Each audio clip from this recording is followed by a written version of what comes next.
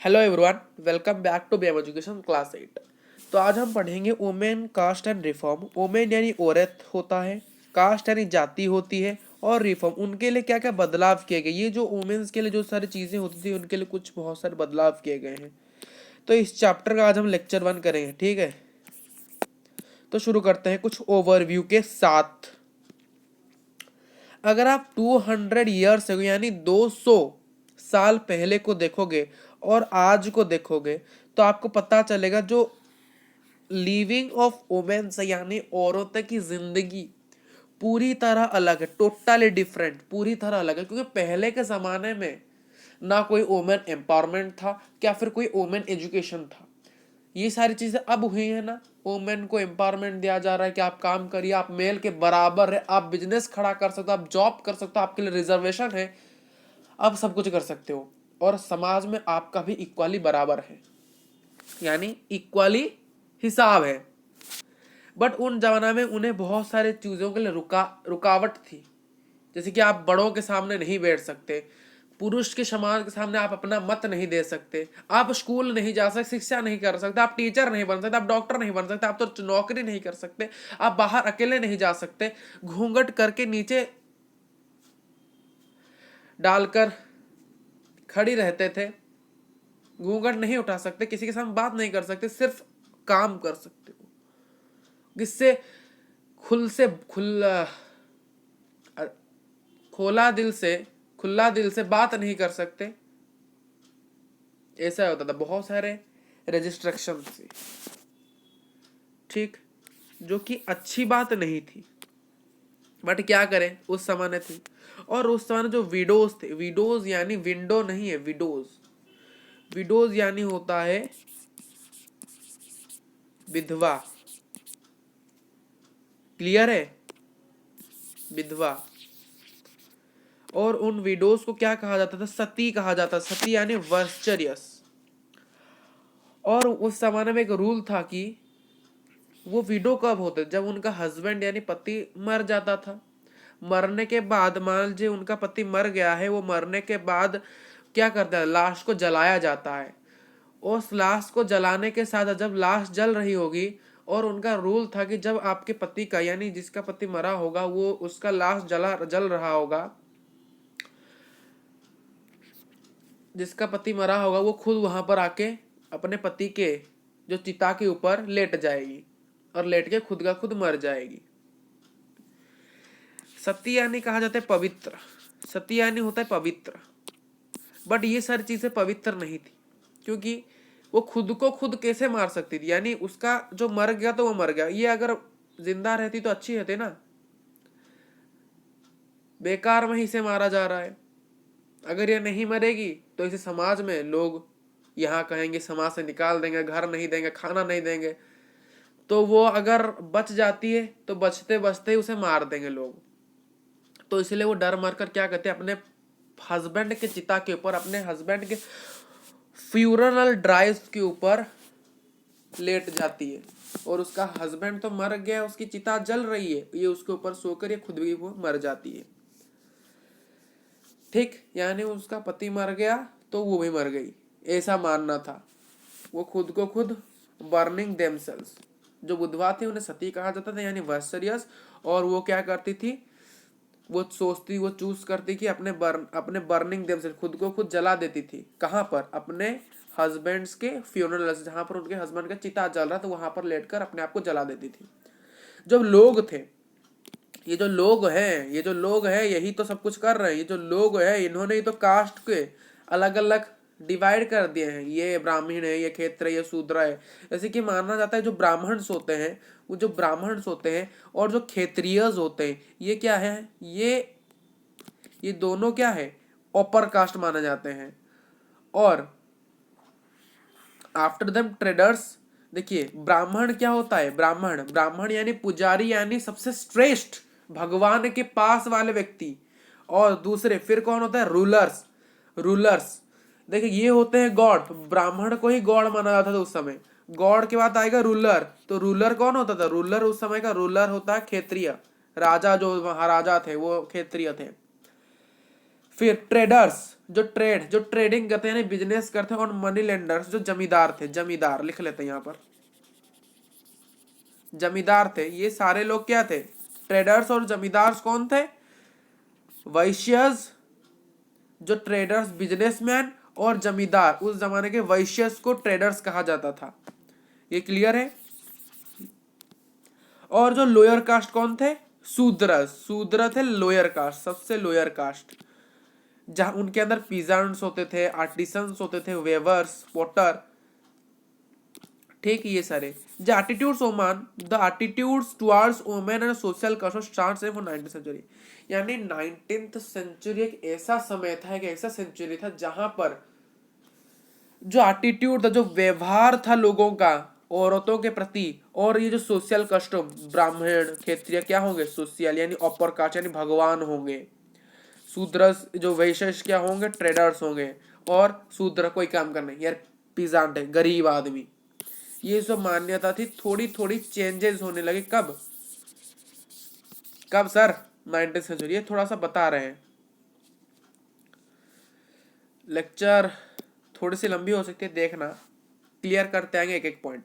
Working towards change, इस change का working क्या था बताइए? 19th सेंचुरी में क्या होता है? न्यू फॉर्म ऑफ डेवलपमेंट होता है, यानी 19th century changed because of development of new forms of communication. Communication क्यों? देखिए यहां पर आप रहते हो और इस एरिया में आप रहते हो, और यहाँ पर प्रथा है कि हस्बैंड मरने पर जो उनकी पत्नी है वो भी मरेगी, वो ही मरेगी। जो मान्यता थी, यहाँ पर जो लोग थे और जो औरतें मरती थी, और जिनका यह भावना था कि जब भी मेरा पति मर जाएगा तब मैं भी मर जाऊंगी, तो जो मान्यता था, इस मान्यता को उन्हें लगा कि ये सिर्फ यही पर्टिकुलर जगह में होता है, अगर मैं यहाँ से भाग जाऊं ना अच्छा होगा। ये ऐसी सोचती थी। जब क्या हुआ? कम्युनिकेशन, यानी कम्युनिकेशन क्या हुआ? जब ट्रेन्स बनने लगे, ट्रेन आने लगे, बसेस चलने लगी, कुछ इस प्रकार से डेवलप, यानी ट्रांसपोर्ट आने लगा। तो ट्रांसपोर्ट आने के कारण ये जो लड़कियां थी, जो औरतें थी, ये अपने पति के साथ बाहर कहीं एक और उसके पास वाले गांव में जाती थी, फिर ये सारे मिलकर यहाँ आती थी। तब ये जो जाना आना में इन लोगों को, इन औरतों को, ये देखिए औरत है, कहीं ना कहीं चुप के बात तो कर लेगी ना। ये जाने आने में उन्हें पता चलता था कि हमारे गांव में भी जो हो रहा है, हमारे बगल वाले गांव में भी वही हो रहा है, उसके बाद वाले गांव पे भी वही है, यानी पूरे दुनिया में ही वही हो रहा है। क्लियर हो रहा है? जैसे कि हिंदुस्तानी के अंदर एकता नहीं था। जब ब्रिटेन आया था इंडिया के ऊपर, तो ब्रिटेन ने क्या किया था? सबसे पहले पंजाबियों को मारा था। तो पंजाबी, पहले हमारे इंडिया में यूनिटी नहीं थी। पंजाब अलग था, हरियाणा अलग था, दिल्ली अलग था, फिर मध्य प्रदेश अलग था, तमिलनाडु था। ये दोनों पर्टिकुलर थे। अगर तमिलनाडु को खुश करना है तो बाकी राज्यों को हारना ही पड़ेगा। अगर तमिलनाडु हारेगा तो पंजाब जीतेगा, पंजाब को खुशी लगेगी। जब पंजाब को, देखिए जब ब्रिटेन आया था, ब्रिटेन ने क्या किया था? तब सबसे पहले तमिलनाडु को मारा, मान लीजिए। तो तमिलनाडु को मार दिया तो चेन्नई हंसा, तो सॉरी केरला हंसा, केरला को मारने से पंजाब हंसा, पंजाब को मारने से असम हंसा, असम को मारने से मध्य प्रदेश हंसता है।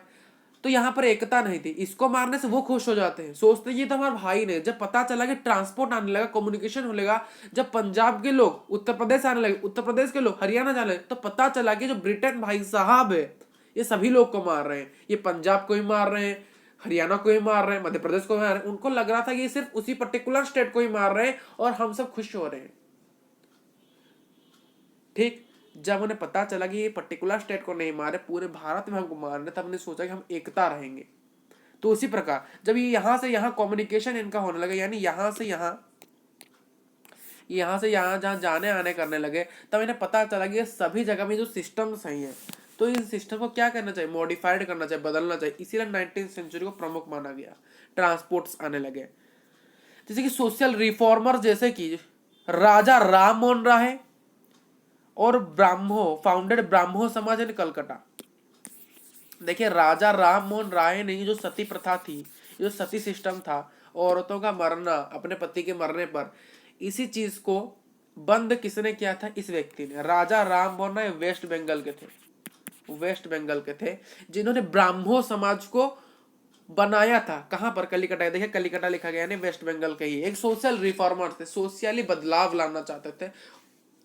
जैसे कि राजा राम मोहन राय ने बहुत सारे आंदोलन किए थे, बहुत सारे सोशल प्रैक्टिस को लेकर, जैसे कि उन्हें, जैसे कि discrimination on the basis of caste, caste के बेसिस पर लोगों को क्या करना? डिस्क्रिमिनेट करना, उसको ही अपोज करते थे वो। बहुत सारे सोशल ऐसे प्रैक्टिस थे जो कि हमारे समाज में हो रहे थे, उन्हें ये क्या करते थे? अपोज करते थे, इसके अगेंस्ट थे। जैसे कि डिस्क्रिमिनेट करना लोगों को उनके कास्ट के ऊपर, तू ब्राह्मण है, तू अच्छा है, तू अच्छा है, तू भगवान है, तू क्षेत्रीय है, तू राजा है यार, तू महाराजा है, तू शूद्र है, तू गरीब है, इस प्रकार के ताने देते। उसे पानी नहीं देते जो शूद्र था, गरीब था। अनटचेबिलिटी, छुआछूत, भेदभाव, ये लोअर कास्ट का, इसे मत छुइए नहीं तो आपको भी नहाना ही पड़ेगा गंगा जाकर, ये सारी चिंताधारा। अंधविश्वास, रास्ते का बिल्ली काट के चलेगी तो अशुभ होगा, ऐसे। और कस्टमर सती, सती प्रथा इसे कहा जाता था, जैसे कि पति के मरने पर पत्नी को उसके ऊपर जलकर खुद को मरना ही पड़ेगा, बर्निंग करना पड़ेगा, ये सारी चीजें होती। जब धीरे धीरे वेस्टर्न एजुकेशन आया और फ्रीडम और इक्वालिटी ऑफ वुमेन, यानी वेस्टर्न एजुकेशन, यानी जब धीरे धीरे ब्रिटेन आया था, जब धीरे धीरे ब्रिटेन आया, जब धीरे धीरे भारत में ब्रिटेन आया, जब धीरे धीरे ब्रिटेन यानी ब्रिटिश लोग आए, जब western education, western part of the world, जो वेस्टर्न एजुकेशन यानी वेस्टर्न शिक्षा, एक न्यू मोड ऑफ एजुकेशन धीरे धीरे भारत के अंदर जब आया, तब फ्रीडम आया, यानी स्वतंत्रता आई, इक्वालिटी ऑफ वुमेन्स, औरतों के प्रति एक इक्वालिटी आई, फ्रीडम आया, यानी वेस्टर्न एजुकेशन आने से ये सारी चीजें हुई थी। क्या क्या? वेस्टर्न एजुकेशन आने से। क्लियर? बातें क्लियर? यानी इक्वालिटी तो आई थी, वेस्टर्न एजुकेशन, तो धीरे धीरे हमारे इंडिया में वेस्टर्न यानी मॉडर्न एजुकेशन आने लगा, मॉडर्न चीजें आने लगी, तब इक्वालिटी आने लगी और फ्रीडम आने लगी। Changing the life of widows, widows की लाइफ किस प्रकार से चेंजेस हुई देखिए। जो राजा राम मोहन दास जिन्होंने ब्राह्मण समाज को बनाया था, जो कि सोशल में जो दरिंदे थे, जो बहुत अच्छे लोग नहीं थे, जो कि इस चीज को कहते तू कर, यानी बहुत सारे इविल्स थे, कुछ सोशली इविल थे, ठीक है, बहुत सारे इविल्स थे। और तो